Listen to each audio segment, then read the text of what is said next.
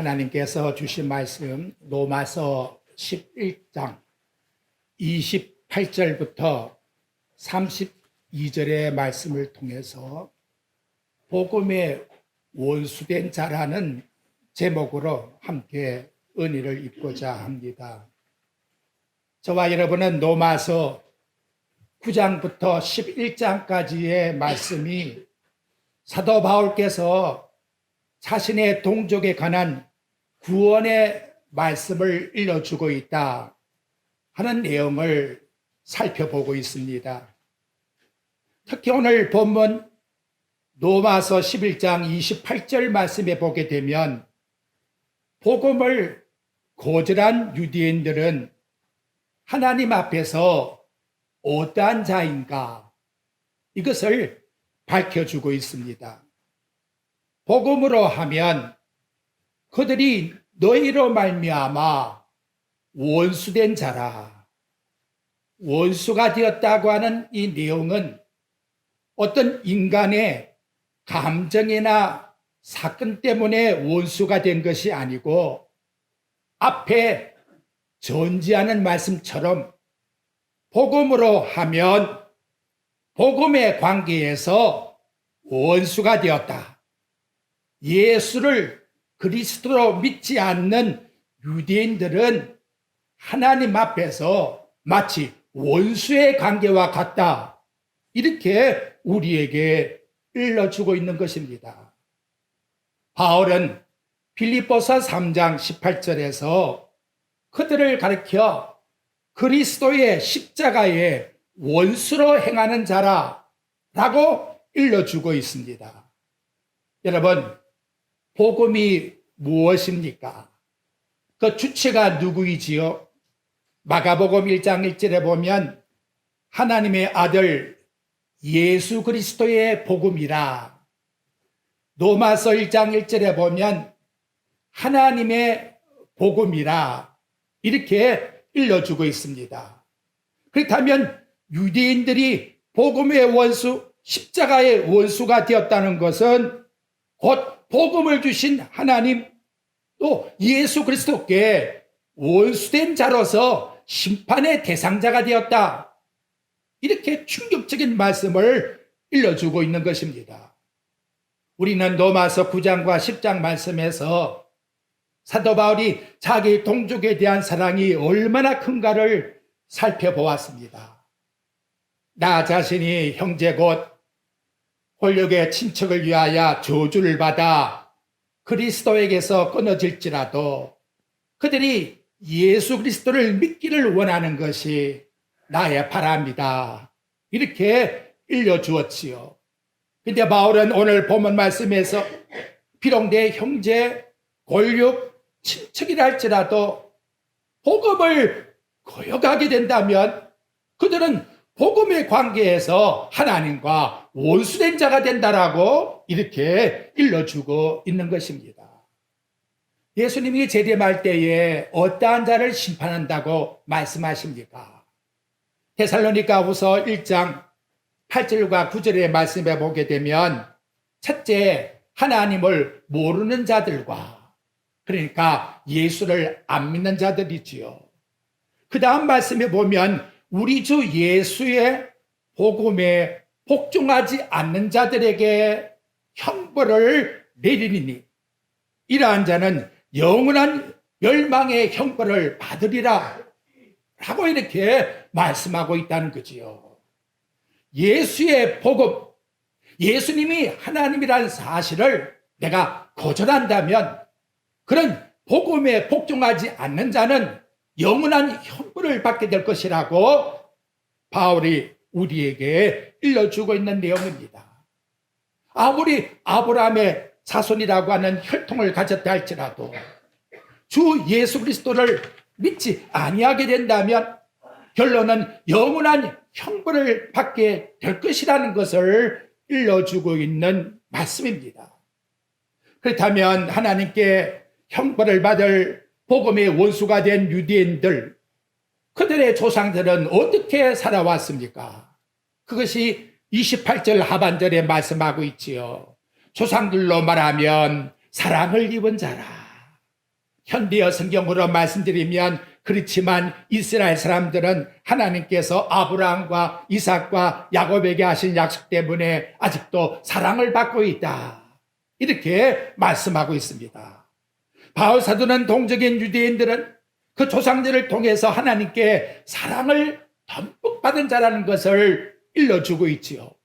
얼마만큼 하나님이 이스라엘 백성들에게 대해서 관심을 가졌느냐. 그것을 에스겔 16장 3절부터 14절의 말씀 속에서 비유로 일러주고 있습니다. 주 여호와께서 예루살렘에 관하여 이같이 말씀하시되 네 근본과 난 땅은 가나안이요 네 아버지는 아모리 사람이요 네 어머니는 헷 사람이라. 유대인도 본래 이방 사람이라는 거지요. 네가 날 때에 배꼽줄을 자르지도 아니하였고 너를 물로 씻어 정결하게 하지도 아니했고 내게 소금을 뿌리지도 아니했고 너를 강구로 싸지도 아니하였나니 아무도 너를 돌보아 너를 불쌍히 여기는 자가 없었다라고 말씀을 합니다.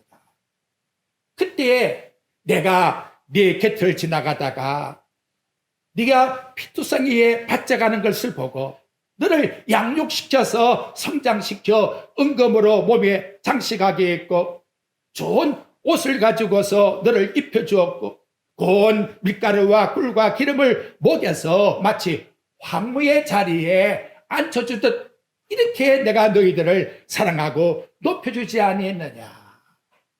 바울은 유대인들에 대한 특권을 로마서 3장 2절 말씀에 보게 되면 우선 그들이 하나님 말씀을 받은 것, 그것이 범사에 많지만은 너희들이 이방인들이 전혀 받지 못한 하나님의 말씀을 받지 아니했느냐. 이게 얼마나 큰 복이냐. 로마서 9장 4절과 5절에 보게 되면 그들은 이스라엘 사람이요 그들은 양자됨과 영광과 언약과 율법을 세운 것과 예배와 약속이 있고 조상들로 하면 육신으로 바로 그리스도가 예수로 탄생하신 하나님이 아니냐. 이런 놀라운 하나님의 축복, 하나님의 복과 하나님의 은총을 입었음에도 불구하고 바울은 이들을 향해서 오늘 일러주는 말씀과 같이 복음의 원수된 자라고 이렇게 말씀하고 있으니 얼마나 여러분 충격입니까? 사도 요한은 요한복음 3장 18절에서 이미 말씀했어요. 그를 믿는 자는 심판을 받지 아니할 것이요 믿지 아니한 자는 유대인이나 이방인이나 누구를 막론하고 하나님의 독생자를 믿지 아니하면 벌써 심판을 받은 것이라. 이렇게 말씀하고 있다는 거예요. 근데 좀 더 충격을 드리겠습니다. 이러한 분들이 그 당시에 어떤 종교 생활을 했습니까? 바리새인들이 누가복음 18장 11절과 12절에 보면 하나님 앞에 나와서 자신들의 그 신앙생활을 한 것을 자랑합니다. 바리새인은 세리와 같이 있는 게 더러워서 따로 서서 기도하여 하나님이여 나는 다른 사람들 도색하고 불의하고 가늠한 자와 같지 않습니다. 나는 저 세리와도 같지 않습니다. 그래서 감사드립니다. 나는 일주일에 2번씩 금식했습니다. 소득의 11조를 하나님께 꼭 갖다 바쳤습니다.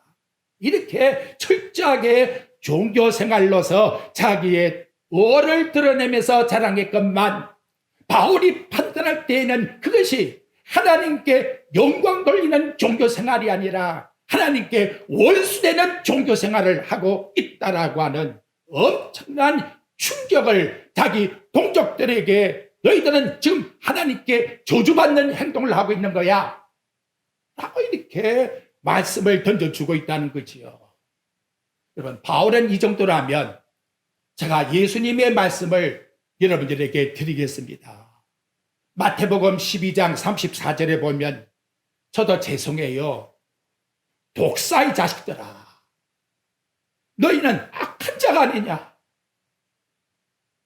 마태복음 23장 33절에는 뱀들아 독사의 새끼들아 너가 어떻게 지옥의 판결을 피하려고 하느냐. 어떤 인간이 그랬으면 야, 참 예수를 믿어도 더럽게 믿네. 어떻게 저 욕을 하면서 해? 여러분 이 말은 하나님이 직접 인간에게 유대인들에게 일러주는 말씀의 내용이라는 것이지요. 어떻게 그 거룩하신 하나님이 그 입에서 이런 저주의 욕을 유대인들에게 퍼부을 수 있냐? 자기 동족들에게 퍼부을 수 있느냐? 얼마나 여러분 우리 자신을 생각할 때에 큰 충격입니까? 문제는 뭐냐? 이런 날벼락 같은 하나님이 저주하는 욕하는 이유가 뭐냐? 이걸 여러분 우리는 깊이 한번 고민해보고 생각해봐야 돼요. 여기에 우리의 신앙생활이 완전히 바뀌어지게 된다는 거지요. 하나님이 우리에게 정해놓은 의라는 것은 하나님이 받으시는 예배는 우리 인간의 감정이나 인간의 노력이나 수고에서 나오는 것이 전혀 아니라는 거예요. 오직 하나님이 이 땅에 보내주신 예수 그리스도 당신의 아들이 죽으셨다고 하는 그걸 믿지 아니하면 인간의 모든 수고도 종교 행위도 다 가정한 행위요. 하나님 앞에서 오늘 주신 말씀과 같이 이들에게 있어서는 바로 하나님 앞에서 복음의 원수된 자가 된다라고 하는 것을 우리에게 일러주는 말씀의 내용입니다. 이 말씀을 기록하고 있는 바울 사도가 과거에 그런 사람이었어요. 그래서 바울은 빌립보 3장 5절에서 자신이 과거에 어떻게 살았는가를 일러줍니다. 나는 8일 만에 할례받은 사람이다. 이스라엘 족속이다. 베냐민 지파다. 시브린 중에 시브린이요 율법으로는 바리새인이요 열심으로는 교회를 박해하고 율법의 의로는 절대로 흠이 없는 사람이다 라고 고백을 하고 있습니다. 근데 여러분 이 바리새인이라고 하는 바로 이 사울이란 청년이 다메섹 도상에 내려가다가 예수님께 들은 음성이 뭡니까? 예수님이 사울에게 뭐라 하지요? 왜 사울아 너는 나를 뭐하냐? 핍박하느냐?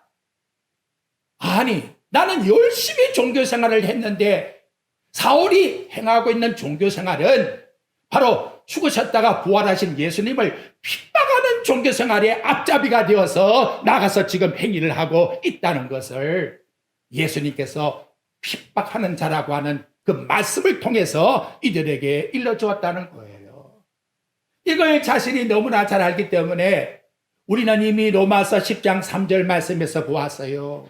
우리 동족들이 뭐가 잘못되었느냐? 하나님의 의를 모르고 하나님이 뭘 기뻐하시는지 하나님이 우리를 구원하실 때 뭘 보는지 그 의를 알지 못하고 내 인간의 의를 행해서 이렇게 하면 더 열심히 예수 잘 믿으면 잘 믿겠다고 하는 그 인간의 행위를 자꾸 풀어넣어가지고 하나님이 우리에게 말씀한 예수 그리스도만 우리에게 의가 된다는 그 길에서 자꾸 뺏겨나가는 열심을 하고 있으니 이것이 하나님 앞에서 잘못되었다는 거지요. 잘못된 결론이 뭡니까 여러분? 죄 없으신 예수님을 십자가에 못을 박았다는 겁니다. 종교의 열심으로 보면 유대인들을 본받아야 돼요. 그들의 경건생활, 습관적인 기도생활, 철저한 예배생활. 하지만 여러분 예수님이 하나님이라고 하는 예수님의 의를 의지하지 아니한 열심은 아무런 의미가 없는 십자가의 원수요 저주받는 행위라고 이와 같이 일러주고 있는 것을 그렇다면 지금도 저와 여러분 마찬가지입니다. 이 시간도 저와 여러분은 여기에 왜 앉아 있습니까? 천국에 주일 나와서 예배드리면 하나님이 더 잘 봐주어서 천국에 보내줄 것이다. 인간의 의를 생각하고 그런 열심을 가지고 앉아있다 할 것 같으면 하나님이 우리에게 요구한 예신과는 아무 의미가 없다라고 우리에게 일러주고 있는 내용입니다. 이 시대에 정말 우리에게 중요한 것은 바로 믿는 믿음의 생활이 얼마나 중요하냐. 그렇지 아니하면 그 모든 생활은 종교 생활이 다 헛될 뿐이다. 무너질 뿐이다. 라고 하는 것을 말씀하는 거예요. 다시 원론적으로 생각해 봅시다. 유대인이나 이방인이나 우리는 어떻게 구원을 받았지요? 우리의 인간의 행위가 머리털 하나라도 가미가 되었습니까? 우리 여러분 에베소 2장 8절을 얼마나 잘 외우고 있습니까? 다시 생각해 보십시오. 너희는 그 은혜에 의하여 믿음으로 말미암아 구원을 받았으니 이것이 너희에게서 난 것이 아니요 허물과 죄로 죽은 우리 영혼이 어떻게 구원에 도전할 수 있겠나 이 말이요. 그런데 유대인들은 자꾸 여기 도전을 하고 있으니까 이걸 가지고 인간의 행위를 가지고 하나님 앞에 무언가를 내세우려고 하니까 결국은 하나님 앞에서는 다 거짓될 뿐이요 원수의 행위라고 말씀입니다. 그래서 구원은 하나님의 선물이요 행위에서 난 것이 아니 누구든지 자랑하지 못하게 하려 함이라고 일러주고 있는 거예요. 그 좋은 사건이 내가 항상 말씀하는 구원받은 강도 아닙니까? 여러분 구원받은 강도를 한번 생각해 보십시오. 그를 선택한 것과 구원받은 강도가 성결생활을 한 것과 성화를 이루는 생활 속에 그 짧은 시간 속에 다 포함된 거예요. 가장 중요한 것은 뭐냐? 예수를 발견해야 당신의 나라가 있사오니 당신의 나라가 임할 때의 나를 생각하소서. 예수를 발견하고 그분이 나의 왕이라는 사실을 고백하고 그 마음에 신실하신 그분에 대한 믿음을 가지고 하나님께로 나아갈 때에 예수님은 너 오늘 나와 함께 낙원이 있으리라고. 결국 구원이라는 것은 전적 하나님의 주권적인 은혜요 불변적인 사건이요 하나님이 택한 자에게만 주시는 은총이라는 것을 그래서 1517년 10월 31일 날 바로 이것 때문에 마틴 루터가 종교 개혁을 했다는 것을 일러주고 있는 것입니다. 우리 예수님이 행하심이 뭐냐?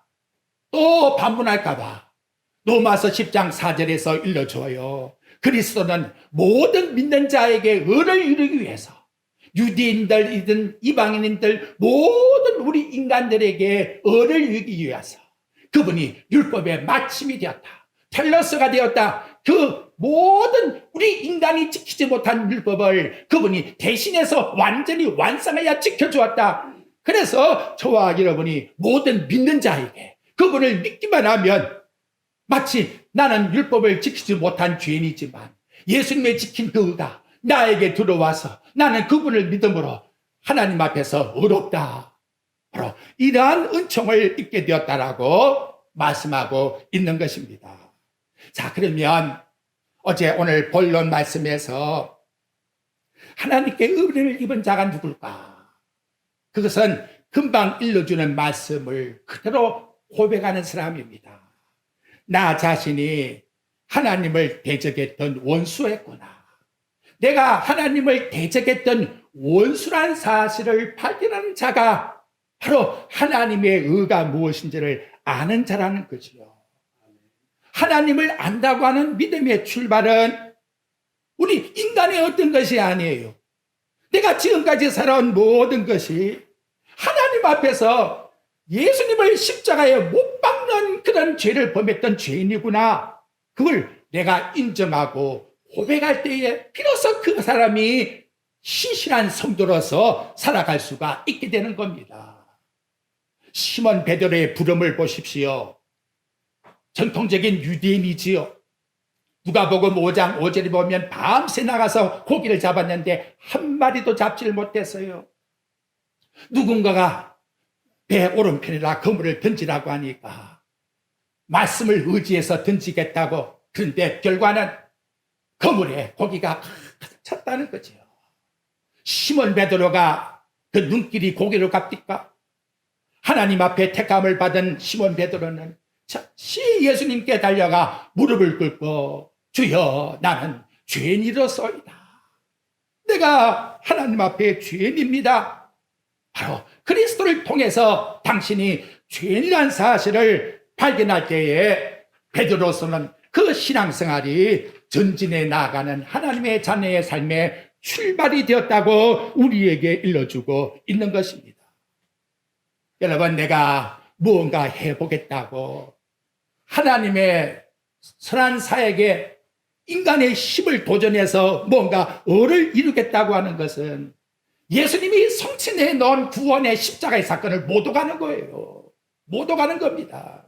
내가 뭔가 이루고 성취하고 달성해서 뽐내보고 자랑하고 뭔가 한번 내세워보겠다면 하나님이 하신 일은 전혀 우리와 관계가 없다는 것을 우리에게 드러내주고 있다는 것이지요. 다윗이 이미 로마서 11장 9절에서 말씀했어요. 너희들에게 구원의 좋은 밥상을 주지 않았느냐. 다윗이 일러준 말씀이잖아요. 그런데 그 밥상을 거듭 차버리니까 하나님이 저와 여러분에게 그저 값없이 생명의 떡을 주었는데, 예수를 믿기만 하면 구원을 받는다고 하는데, 그거는 제껴놓고 내가 한번 해봐 하나님 앞에 자랑거리를 만들겠다고 한다면 그것이 우리에게 뭐가 되느냐? 올무가 되고 덫이 되고 그치는 것이 되고 결국은 하나님께 보응을 받는 것이 된다라고 이와 같이 일러주고 있는 것이지요. 그래서 여러분, 사도 요한이 요한일서 5장 1절에 간단하게 우리에게 말씀해 줍니다. 하나님께로 난 자가 누구냐? 누가 하나님께 생명을 받은 자냐? 예수가 그리스도라는 사실을 믿는 자. 얼마나 간단하고 담백합니다. 예수님이 나를 위하여 구원하러 오신 그분이라고. 그걸 믿는 자. 그렇다면 나는 뭐예요? 그분이 나를 구원할 자니까 나는 죄인이잖아요. 죄인을 인정해야 그분이란 대상이 나타나는 것이지, 내가 죄인이라는 사실을 인정 못하는데 어떻게 나타날 수가 있겠는가라는 거지요. 제가 이렇게 말씀드리면 야고보 사도의 말을 인용을 해요.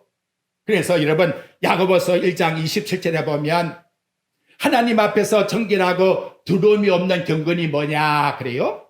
그래서 고아와 가부를 환난 가운데 돌보고 자기를 지켜 세속에 물들지 아니하는 것이라. 이 말씀을 보는 많은 분들이 인식이 어떠하냐? 하나님이 보시는 참 좋은 경건은 이거구나. 그래서 나는 세속에 물들지 아니할 거야. 저 가난한 사람 고아 가부를 돌봐줄 거야. 그러면 하나님이 분명히 내가 이런 선을 했으니까 나에게 뭔가 더 복을 줄 것이고 나를 칭찬해 줄 것이다. 여러분, 이렇게 생각하고 이 말씀을 접근하게 된다면 문제가 심각해진다는 거지요. 이유는 어디 있습니까? 이보다 앞서 내가 하나님 앞에서 죄인이라는 사실을 인정하고 그 다음 이 행위를 해야 된다는 거예요. 나는 하나님 앞에 아무것도 내놓을 것이 없는 그저 하나님께 긍휼을 받아 하나님의 자녀로 삼아 주었으니, 긍휼 받은 내가 긍휼하심을 드러내는 것은 당연하잖아요. 그래서 약한 자, 병든 자, 가난한 자께 내가 가지고 있는 우리 하나님의 은총을, 그 은사를 드러내는 것뿐이요. 그리고 하나님께서 이 세상의 죄악 때문에 십자가에 죽으셨으니 세속에 물들지 않고 내 몸을 하나님의 거룩한 성전으로 지키는 것, 이걸 야고보 사도가 우리에게 요구하는 것이지, 내가 하나님 앞에 이와 같이 어렵게 하고 남에게 선한 일을 베풀면 하나님이 나를 더 어렵게 볼 것이요 경건하게 볼 것이라고 하는 마음을 가지고 나아가면 안 된다는 거예요. 참, 우리는 자꾸 거꾸로 생각하기 때문에 실수할 적이 얼마나 많습니까? 그런 마음을 가진 것은, 저도 그렇지만 여러분, 보상심리가 너무나 우리 마음속에 죄를 타락하게 시키는 거예요. 안 그렇습니까? 이가 비가 오는 가운데서도 나는 교회 왔으니까 하나님께서 잘 봐주겠지. 이 보상심리가, 내가 죄인 되어서 하나님의 자녀가 되어서 당연히 하나님께 예배드리고 우리 하나님의 영광을 위해서 살겠다는 것은 당연한 것인데, 이걸 보상심리로 자꾸 접근하니까 예수님이 자꾸 일러준 말씀이 뭐냐? 너 외시간은 구제하지 말라.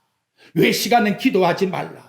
외시간은 금식하지 말라. 라고 우리 예수님께서 일러주신 것입니다. 그러면 하나님이 이렇게 유대인이나 이방인이나 값없이 구원시켰는데 내 자식을 살펴보니까 자식이 말을 안 들어. 그러면 하나님이 후회하실까요? 여러분, 29절 말씀을 보십시오. 뭐라고 말씀합니까? 하나님의 은사와 부르심에는 뭐가 없다? 후회하심이 없느니라. 이렇게 말씀하고 계시는 거지요. 저와 여러분을 불러놓고 아이고 너 예수님을 왜 이렇게 믿어? 그리고 하나님이 후회하실까요? 절대로 우리 하나님이 후회하지 않습니다.